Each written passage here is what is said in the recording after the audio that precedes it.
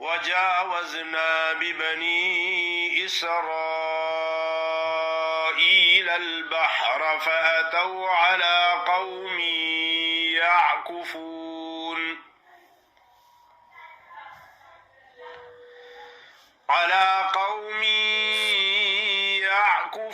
على أصنام لهم قالوا يا موسى اجعل لنا إلها كما لهم آلهة قال إنكم قوم تجهلون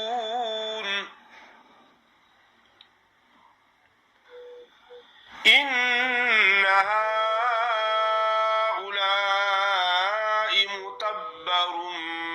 ما هم فيه وباطل ما كانوا يعملون قال أغير الله أبغيكم إلها وهو فضلكم على العالمين وإذ أنجيناكم من آل فرعون يسومونكم سوء العذاب يقتلون أبناءكم ويستحيون نساءكم وفي ذلكم بلاء من ربكم عظيم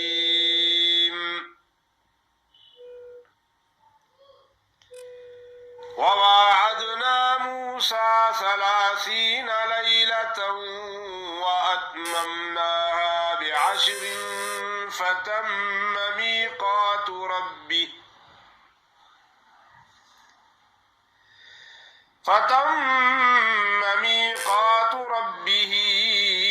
40 ليلة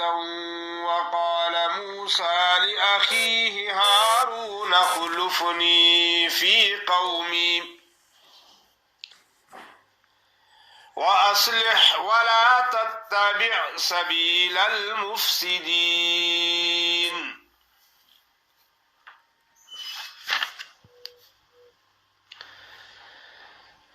माशाअल्लाह आपके सामने सूरतुल आराफ की आयत नंबर 138 से लेकर 142 तक तिलावत की गई है। आपके सामने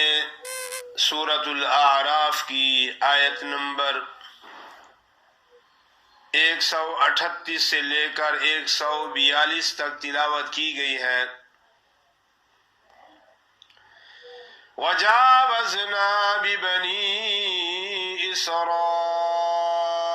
अल-बहर फ़अतौ अला क़ौमिन यअकुफ़ून अला अस्नामिन लहुम। अक्सर लोग ऐन को सही अदा नहीं करते,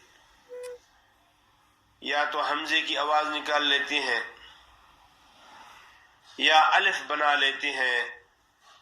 कि अला कौमी या कुफूना,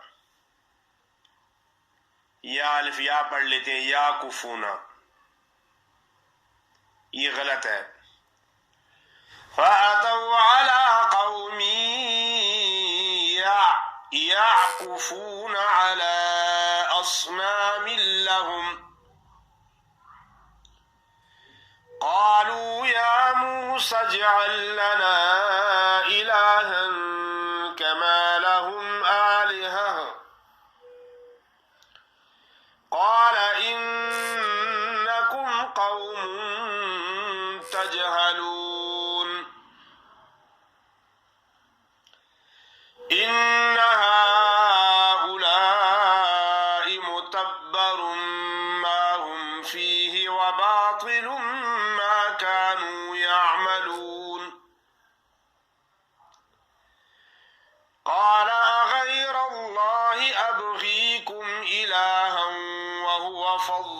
فضلناكم على العالمين وإذ أنجيناكم من آل فرعون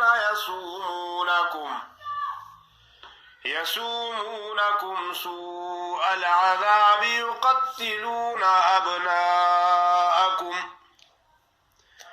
ويستحيون نساءكم وفي ذلكم بلاء من ربكم عظيم وواعدنا موسى 30 ليلة وأتممناها ب10 فتم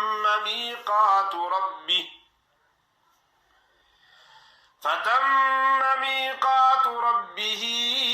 40 ليلة وقال موسى لأخيه هارون اخلفني في قومي وأصلح